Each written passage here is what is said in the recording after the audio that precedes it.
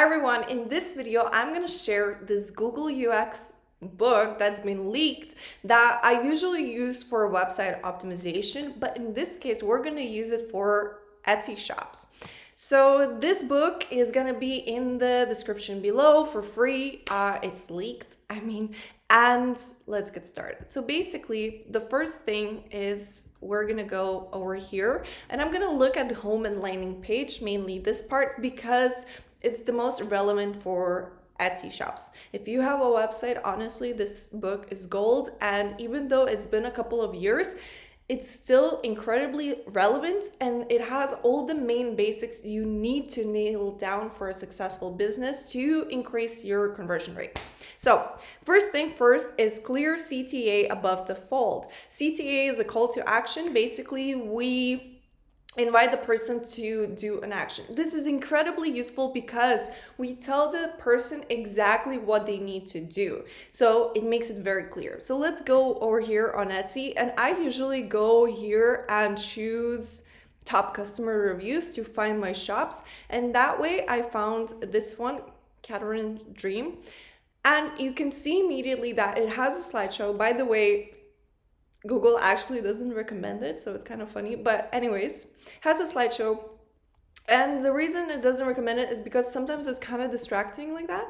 But again, this is something you can test. So here you can see that immediately you get an offer. So before I do anything, if I visit this shop, the offer is incredibly clear. Now, you can always use it in the announcement to give people more information. But obviously, this place is great to write down your offer. So if you haven't done that, I highly recommend. And this is also because the third thing that they suggest is that you have a clear benefit-oriented value proposition above the fold. Above the fold just means that once I enter your shop, I immediately see your offer. So in a way, this value proposition is this offer, and this is what helps them stand out from other shops, and also what helps them to make more money. Because obviously, if they're paying for 2 items, they're paying more than for 1. And with Lightroom presets, obviously that's great.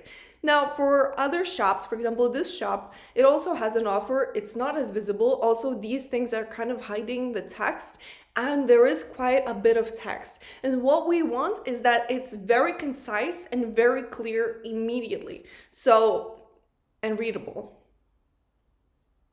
So in a way, what this book says is to have a descriptive CTA. And that means that when you write, for example, buy 2 get 2 free, it's very clear for them what to do. Now, these are the shops for Lightroom presets, and I personally would immediately tell them buy my top 2 sellers, and I would tell them which ones they are, because when you're incredibly clear with the customer what they need to buy or what they would probably want to buy, especially if they're, just looking for the Lightroom presets the first time. If you give them the exact preset they need to buy, you help them so much with the decision-making process. And the truth is that if the client, the faster they can make the decision, the faster you get the sale.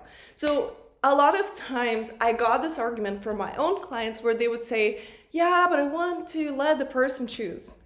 No, you don't. The person doesn't want to waste time choosing. The person is not going to look through your whole list of products. Let's say you have 100 listings. They're not going to look through all of them. They need to know your top 2 products so they can buy them. Simple as that. So let's look at this one. So now I'm going for a different kind of shop. And immediately what I like here is it's not really a value proposition as such, but it's branding. It's very clear that it's their branding, and if they're consistent, they can obviously stand out from the crowd that way. Now here, it's, things like that are okay, but they're kind of not telling me anything, and you want to be as clear and as soon as possible. The sentence doesn't even make sense, but you want to get to the point as soon as possible, because if I have the more text I need to read, the more I'm out, so make it clear. And then this one is actually a very successful planner shop. It's immediately clear that it is a planner shop. But again, the proposition, value proposition isn't clear. The purpose of value proposition is that it's clear to me why I should buy from your shop and not another shop. So if we go a little bit more in detail over here, we'll see this beautiful website. I mean, it's, again, I told you, this is a couple of times back, that's, yeah, it's a little older. But it says clear CTA, search. So it's clear that the thing they want them to do is search, clear value proposition, order today, collect tomorrow. So we have, it's clear for us why we should buy from them, because they're gonna give us fast delivery. So value proposition isn't just a discount. Value proposition is basically answering the question, why should you choose my shop over somebody else's? Is your delivery faster? Is your product, better quality? But how are you going to show that? So for example, maybe you have more templates that you sell than your competitors. And we have other things that are not as relevant for us, but it does mention no revolving carousels. So they tested it, it didn't work. Now, when you see something like that, if you see it on a website and they say, hey, the carousels don't work for us, should you do it as well? Should you just get rid of the carousels? You should test it out.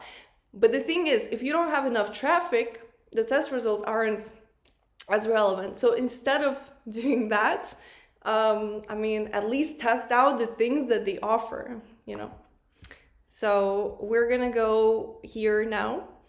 And as you can see, we have benefit-oriented value proposition, 85 for a pair. So we say the price, clear, easy to find CTAs, and non-intrusive app banner. So this is more for mobile.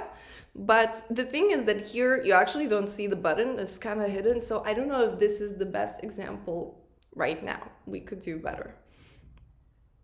Now here we have,